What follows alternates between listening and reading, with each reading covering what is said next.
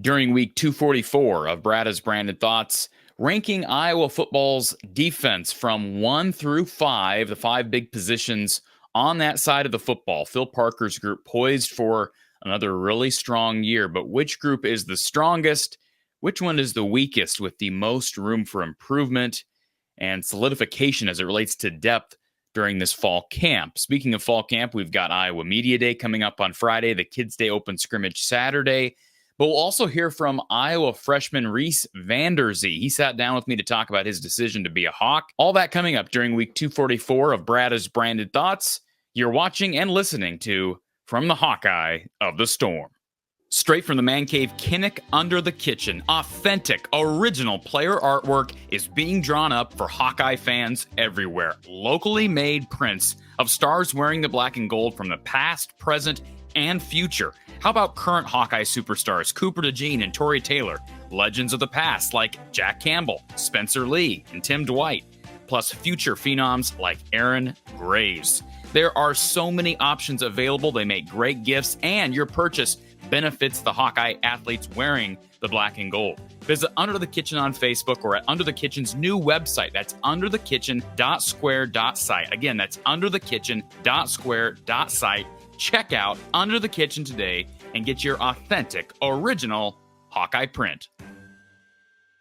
Week 244 of Brada's Branded Thoughts. This is my personal podcast, which is now a part of this platform, has been a part of this platform since day one. If you're new to the channel, this is From the Hawkeye of the Storm. All of our long-form content is also available on Spotify, Google, Apple, etc., all the major podcasting platforms. If you're a sponsor and you want to hop on as a partner before the start of Iowa football season, it'd be a great time to join the fray.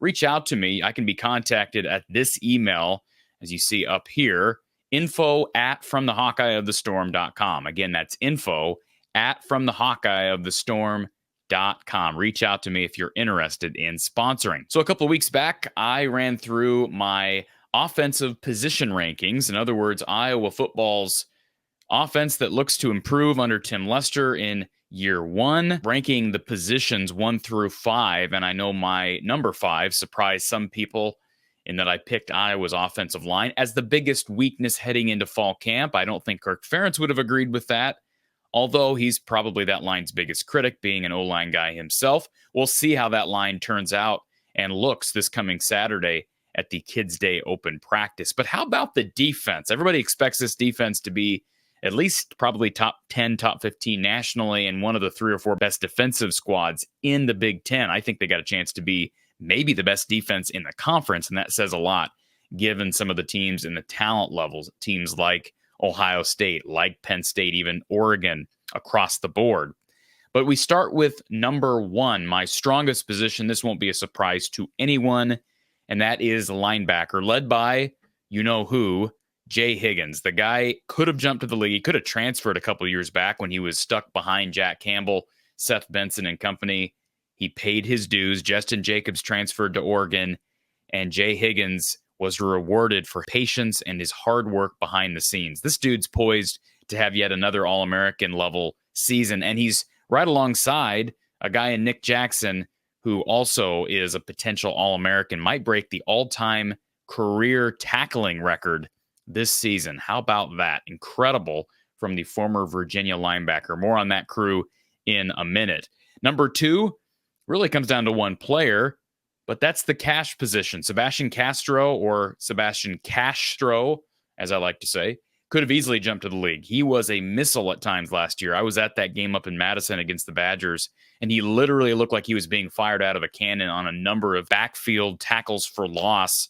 And he's got an opportunity to really elevate his draft stock. I know a lot of preseason hype about him maybe being the best slot corner in college football.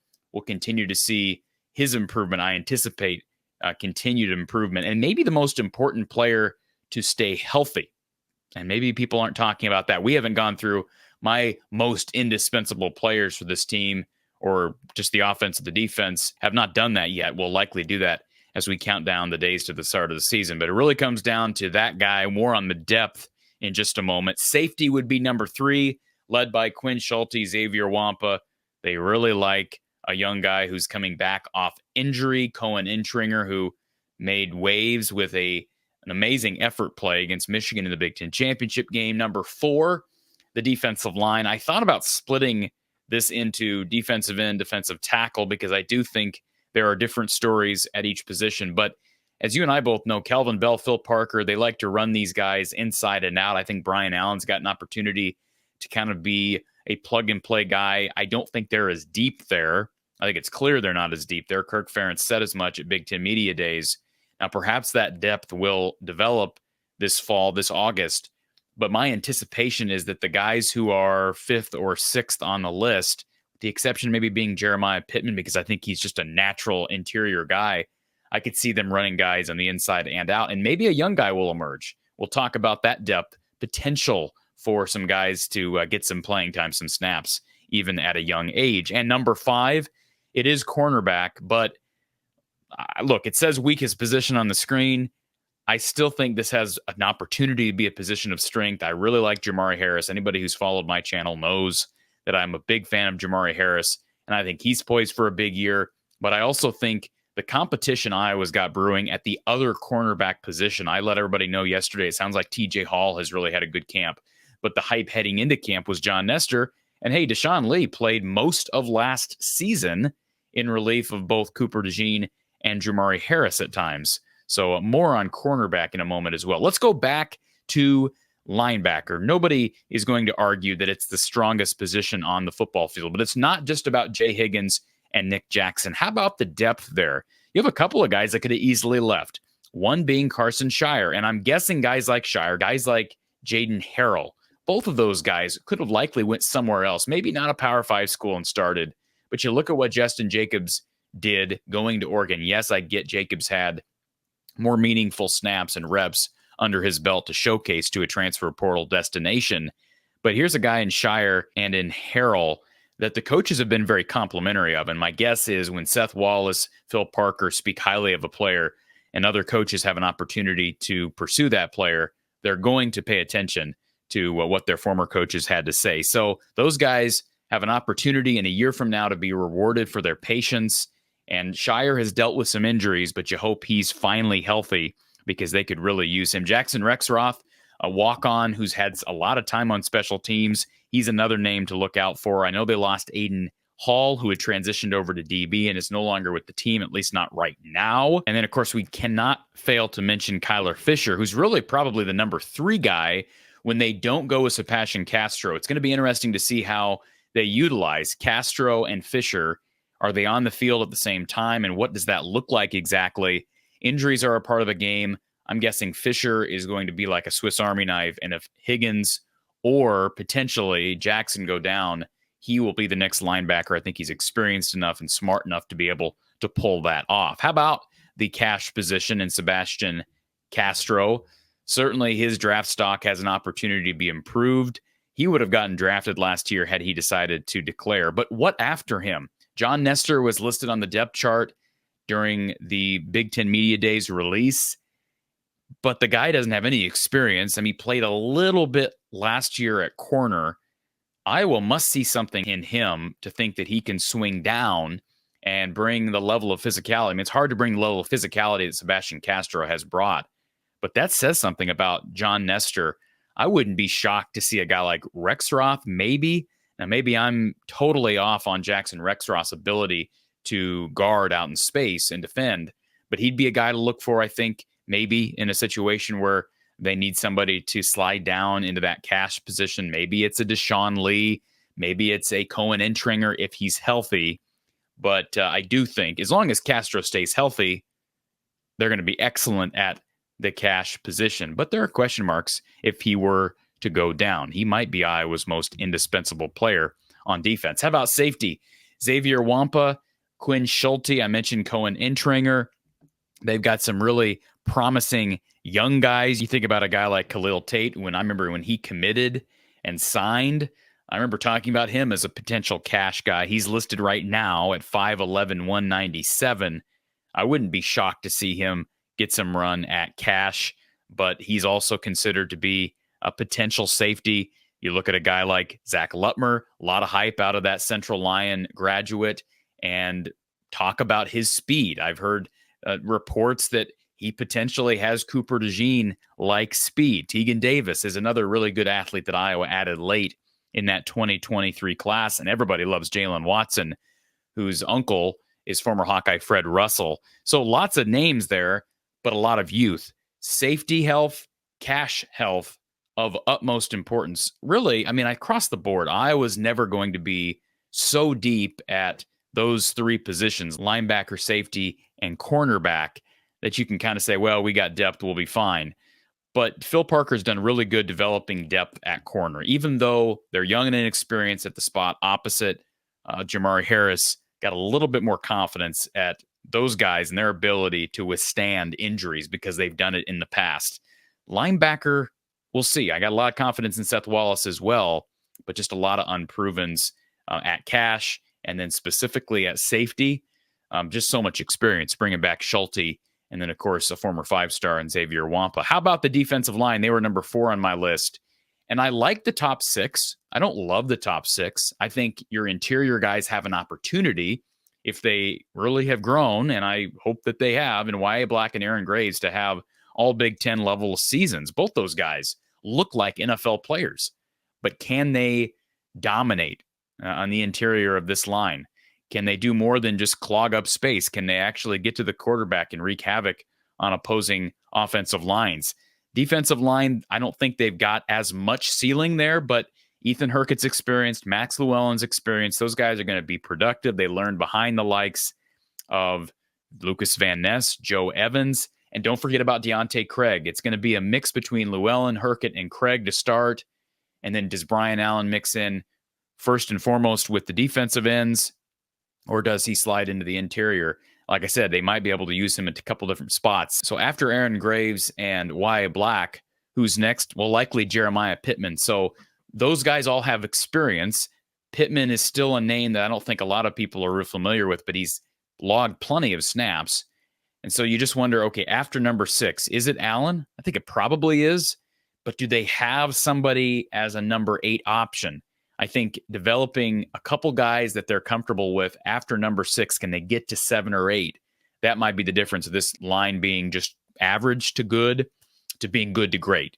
And I think that might be happening. We'll get an idea of that this weekend in talking with Kelvin Bell, Phil Parker, and watching this team on Saturday. And of course, cornerback, you got 3 guys battling for one spot. If something were to happen with Jamari Harris, all those guys have a level of experience. Lee and Hall have both subbed in relief duty in the past. So maybe not the strongest position on the field as of pre-camp right now that I'm aware of, but potential there, as is always going to be the case with a Phil Parker-led group. So those are my defensive position rankings. You may disagree. Feel free to comment that in the comment section below. But as I mentioned earlier, one young guy who's new to the fray is former teammate of Zach Lutmer, and that's Reece VanderZee, the wide receiver from Western Iowa. Just got to campus here a couple of months ago. Of course, it's middle of a camp, so we're not talking to these players individually right now. We'll get them on Friday at Media Day. But back when Reece VanderZee signed with the Hawks, I sat down with Reece for about 6 or 7 minutes to talk about his decision, and I also asked him a question about Zach Lutmer's speed. An exclusive interview with Reece VanderZee, Hawkeye freshman receiver, coming up. You're watching week 244 of Brada's Branded Thoughts here from the Hawkeye of the Storm. Let me introduce you to one of the proud supporters of From the Hawkeye of the Storm, Iowa floor covering down in Bondurant. Now, for the last year and a half, you've heard me talk about this great company in the heart of central Iowa. They've got their tough core, click together, 4.5 millimeter waterproof vinyl flooring, great for you DIYers out there. But even if you're just a contractor or you need a different type of flooring, they've got you covered, whether it be tile showers, carpet. Give Iowa Floor Covering a chance to serve you better and serve your flooring needs. Visit them online at iowafloorcovering.com. That's iowafloorcovering.com, or you can give them a call at 515-379-7000. That's 515-379-7000. Thank you to Iowa Floor Covering in Bondurant. Reece, welcome to the show. Hey, what's up? How you doing? I'm doing good, man. How are you? Good. Appreciate you taking the time here on the show. Congratulations on signing. I know it's been a long time coming. You've been looking forward to this for a while. You're an Iowa kid. How does it feel to officially ink your name on the black and gold line, so to speak? It feels great. It's a dream come true to be able to have the opportunity to play for the Hawkeyes, and I really enjoyed the recruiting process, and I'm glad that it's over and glad that it's official. Talk about that recruiting process, and I asked KJ Parker the same thing just a couple of minutes ago.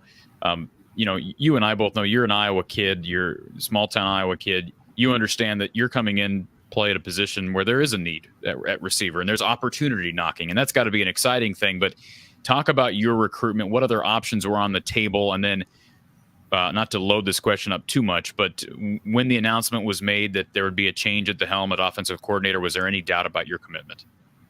Yeah, my recruitment was good. I had a few Power 5 offers, including Iowa, and I enjoyed it.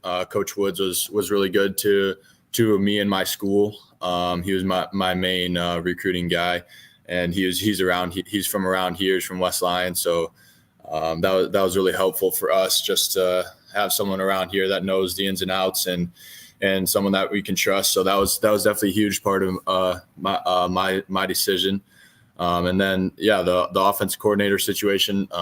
It doesn't really bother me too much. I'm going to do what I can to get on the field, and I'm just excited to be part of the Hawkeye family. And I know that all the coaches they care about me, and they want what's best for me. So I couldn't be more blessed to be in the position that I am today to go to Iowa and be with some of the really impressive people. So, and Reece, your particular story is intriguing to me, not only because I don't want to keep going back to the term small town kid, but there've been so many success stories. I mean, you think about Cooper DeJean on defense here out of a small kind of Western Iowa town. You're kind of in a similar position. Do you take that to a big time program like Iowa? The fact that you did grow up in a really small community and almost feel indebted to that community, play with a chip on your shoulder like you're playing for your hometown? Yeah, for sure. I've grown up in Rock Rapids my whole life, and I know our town is really proud of both me and Graham for being able to continue at Iowa, and also Zach. So Zach Lutmer, he's at Iowa right now too. So it's really special just to be able to have all of us three be able to continue at Iowa out of a town of like 2,000. So it's really special. Our community is really proud, and I'm very grateful to be a part of such a community like that. Just the support that we've gotten has been crazy. So it's been great. Make no mistake, Reece, this is a segment about you, but I do want to ask you about Zach because you brought him up. The comparison has been made to Cooper DeJean. Is Zach as fast as we've heard he is? Yes, for sure he is. He his when he gets on the field, it's pretty crazy. The cuts he makes, he gets out in and out, and it's awesome. His speed is electric, and comparing him to Cooper DeJean wouldn't be too much of a stretch, and I think he's going to do a lot of special things. What do you think about Cooper DeJean? I think he's one of the best players in college football, and he's going to make a lot of money in the next few years. So, it's just an honor to be able to be in the same program as that. So, absolutely. You're listed. I'm assuming these measurements that 247's got you at 6'5", 190. Is that about accurate? Yeah, I put on a few pounds this summer. I'm at about 200 right now, but 6'5" is right. So you're coming in, quote unquote, as a bigger receiver. What's your skill set like for people who have not seen you in person? I mean, you can only see so much in highlight film and on Huddle, but talk about your skill set, what you bring to the Iowa wideout room. Yeah, I think my skill set would just be that I'm an athlete. I go up and get the ball. I block. I can do pretty much anything you need me to do, and I'll do anything to help my team to win. So I think me playing multiple different sports has allowed me to improve my football game and just know the types of athletic things I need to do day in and day out. So I think that's something that's unique about me is that I have experience in other sports and I can just go out there and be athletic and do what I need to do to win. So That was actually my next question. Being a multi-sport athlete, talk about those other sports a little bit, other passions besides football.